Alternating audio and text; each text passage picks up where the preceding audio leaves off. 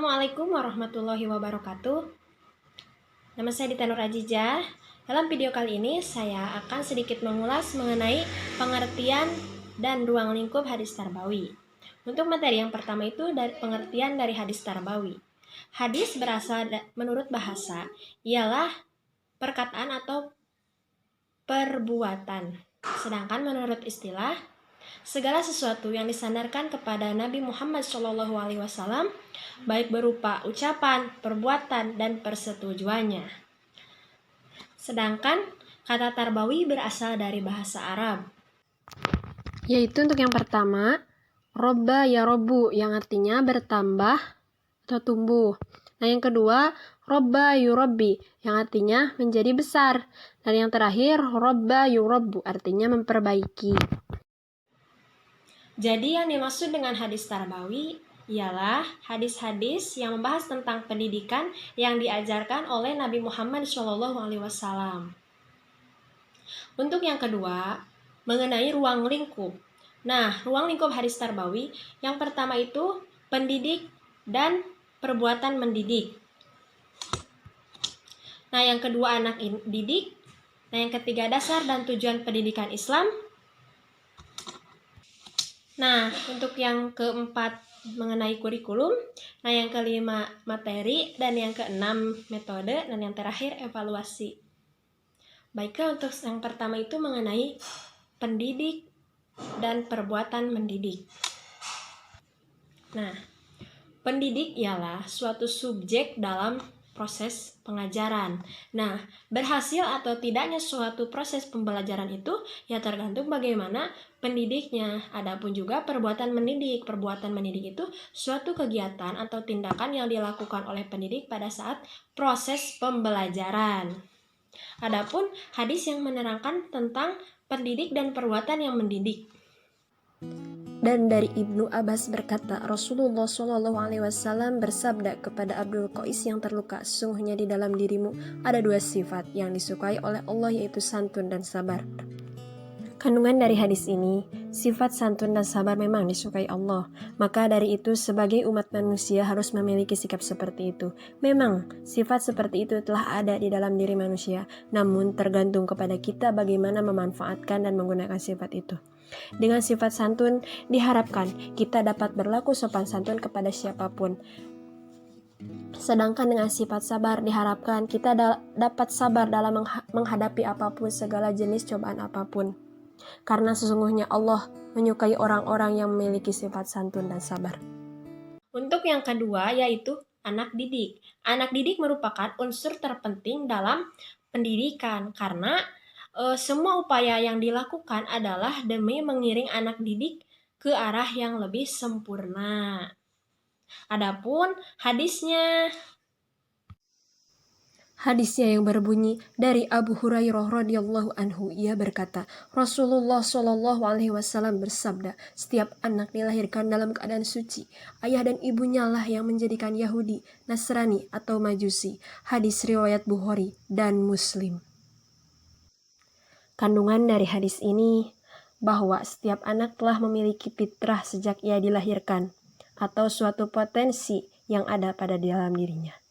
Orang tuanya lah yang memiliki tanggung jawab untuk mendidik dan menjadikan anaknya seperti apa ke depannya. Potensi anak sangat bersih, bagaikan suatu kertas putih yang belum tercoret oleh tinta.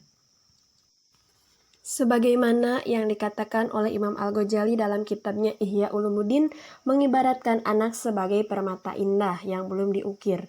Permata itu merupakan amanat dari Allah yang dititipkan kepada orang tuanya. Karena itu, menurut Al-Ghazali, orang tua harus memperhatikan fase-fase perkembangan anaknya dan memberikan pendidikan yang memadai sesuai dengan fase yang ada, agar permata yang diamanatkan kepadanya dapat dibentuk rupa yang indah. Yang ketiga, dasar dan tujuan pendidikan Islam. Nah, dasar dan tujuan pendidikan Islam sendiri merupakan landasan yang fundamental karena dasar dan tujuannya itu mau dibawa kemana si anak didik tersebut gitu tujuannya itu. Adapun hadisnya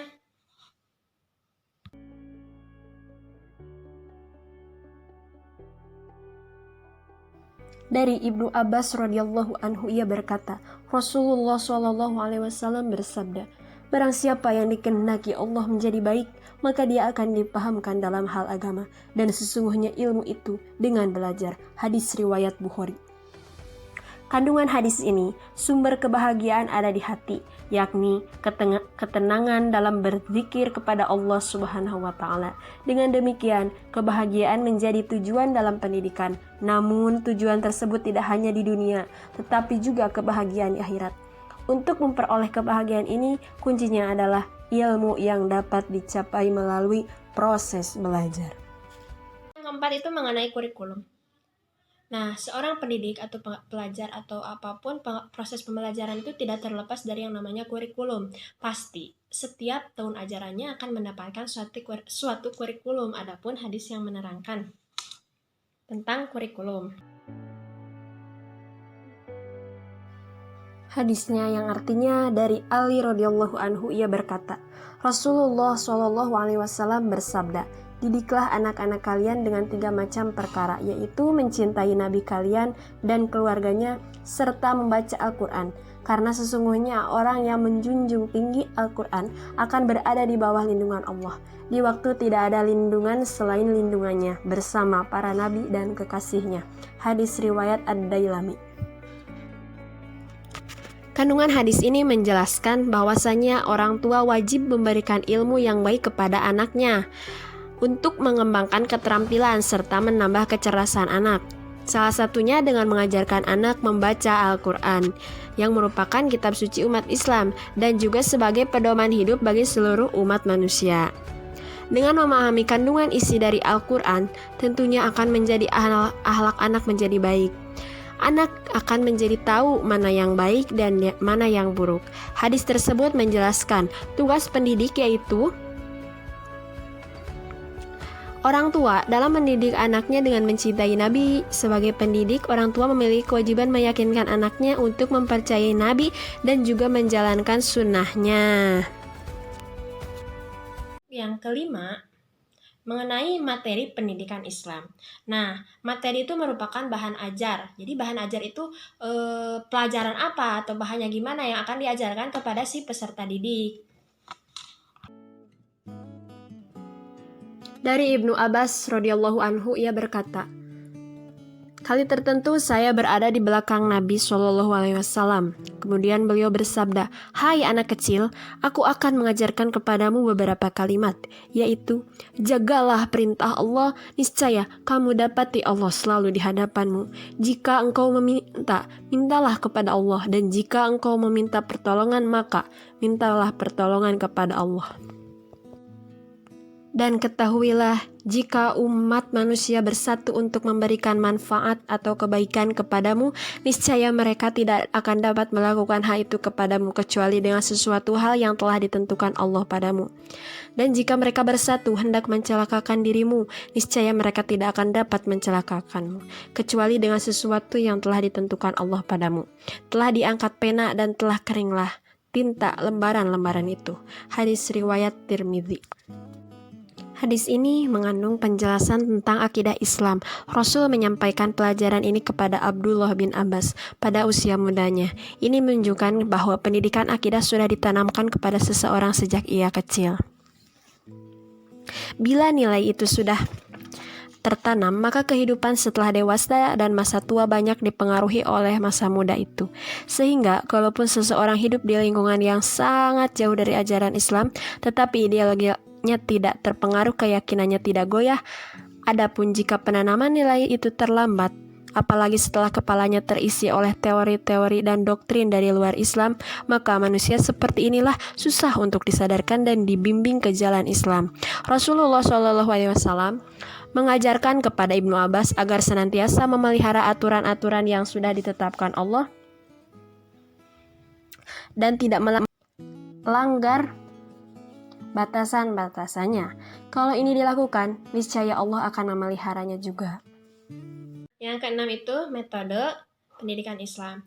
Nah, jadi ketika suatu pembelajaran kita pasti membutuhkan, apalagi seorang pendidik pasti membutuhkan metode atau cara apa yang digunakan untuk proses pembelajaran tersebut supaya tidak menimbulkan efek jenuh gitu. Jadi supaya menarik si peserta didik agar bisa mengikuti pelajaran secara asyik seperti itu. Adapun hadisnya,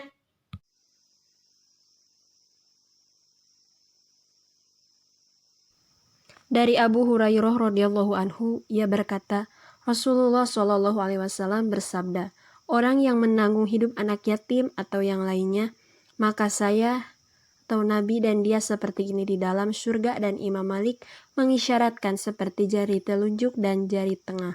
Hadis riwayat Imam Muslim. Nah, kandungan dari hadis ini menerangkan tentang hubungan kedekatan Rasulullah dengan orang yang memelihara anak yatim. Rasulullah SAW mendemonstrasikan juga dengan jari beliau.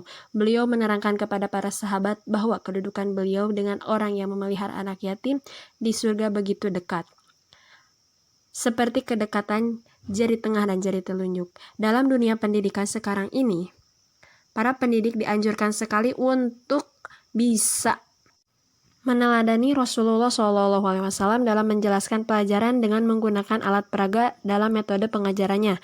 Metode peraga ini sekarang lebih dikenal dengan sebutan media pendidikan. Media pendidikan adalah suatu benda yang dapat diindrai khususnya penglihatan dan pendengaran, baik yang terdapat dalam maupun luar kelas, yang digunakan sebagai alat bantu penghubung dalam proses pembelajaran.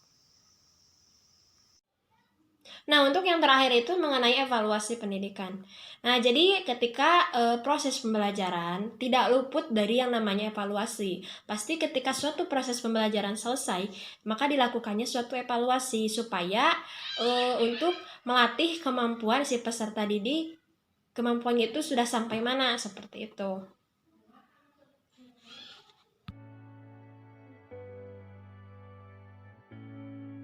Hadis tersebut yang artinya telah mengabarkan kepada kami Nabi Muhammad bin Adam dari Ibnu Fudlail dari Ibnu Sinan dari Muharib bin Linthar dari Abdullah bin Buraidah dari bapaknya, dia berkata, Rasulullah Shallallahu alaihi wasallam bersabda, aku telah melarang kalian berziarah kubur, maka sekarang ziarahlah kubur.